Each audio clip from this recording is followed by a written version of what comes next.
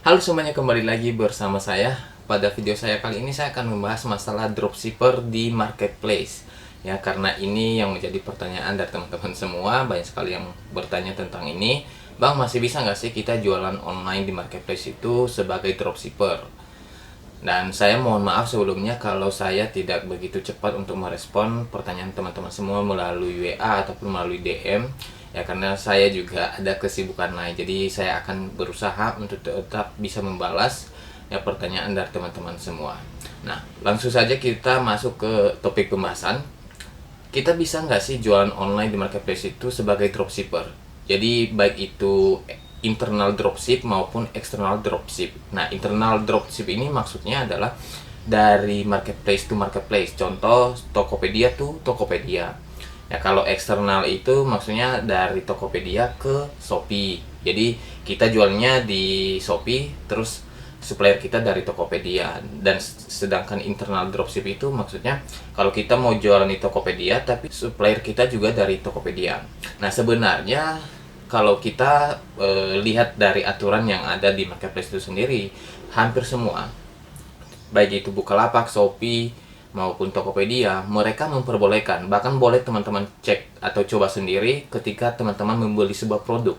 Nanti di sana kita diarahkan di saat udah check out produknya, terus nanti ada pilihan sebagai dropshipper atau langsung saja dikirim ke alamat kita. Nah, berarti ini diperbolehkan. Nah, yang menjadi masalah sekarang, ya, secara sistem diperbolehkan, namun dengan adanya ya jasa pengiriman yang dengan sistem resi otomatis, sistemnya cashless. Nah, ini yang membuat kita sulit untuk melakukan dropship baik itu internal maupun eksternal.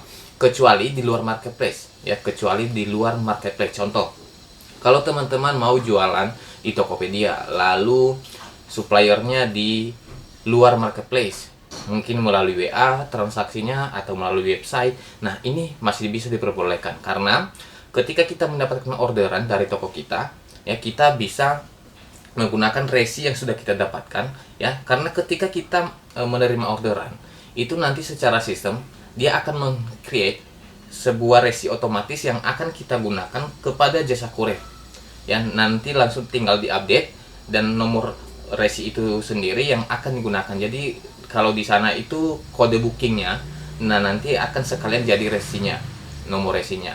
Nah, ini yang akan kita kasih ke supplier sebenarnya kalau di luar marketplace. Tetapi kalau di dalam marketplace, di internal dropship, berarti contoh kita masih mau jualan di Tokopedia, supplier di Tokopedia itu sendiri ataupun di Shopee contohnya. Nah, ketika kita ada orderan, lalu bagaimana caranya supaya supplier kita menggunakan resi dari kita, bukan resi dari dia? Kalau kita melakukan transaksi melalui marketplace itu sendiri, tentu ini akan mempersulit, ya. Nanti resi yang kita gunakan ini tidak bisa ke tracking secara valid, datanya tidak akan bisa, bahkan bisa batal otomatis jika memang sudah melewati batas pengiriman. Kemudian sedangkan kita sudah mengorder barang di supplier, barang sudah dikirim dengan resi yang berbeda. Nah, kita bisa rugi di sana. Dan kalaupun kita bisa paksakan, ya, karena saya juga bisa kondisikan entah beberapa jasa kurir yang kita masih bisa akalin dengan cara kita ubah, ya, kita ubah kemudian kita masukkan nomor resi dari supplier. Sebenarnya masih bisa. Ada dua jasa kurir yang bisa kita lakukan itu sedemikian.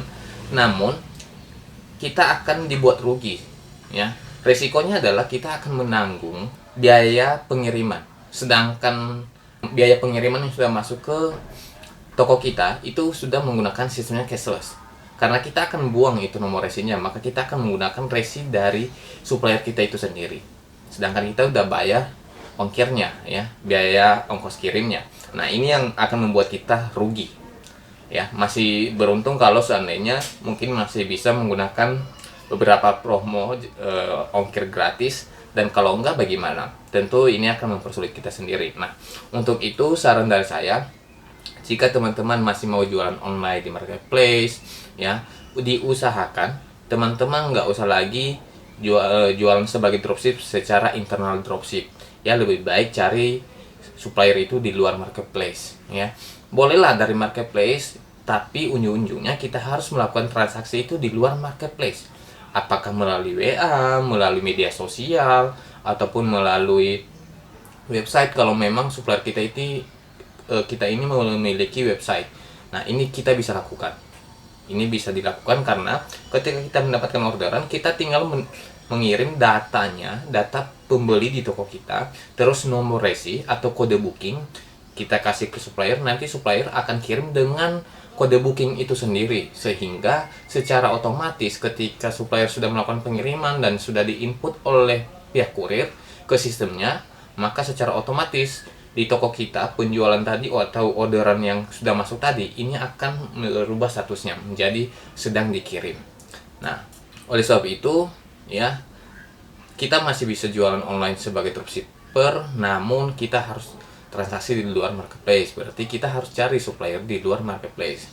Nah, itulah sekian dari penjelasan saya melalui apakah kita masih bisa jualan online di marketplace sebagai dropshipper. Ya, jawabannya masih bisa. Namun kita harus transaksi di luar marketplace. Dan semoga video saya kali ini bisa membantu teman-teman semua dan bisa tetap jualan sebagai dropshipper, dan semoga usahanya lancar terus. Saya doain ya. Terima kasih.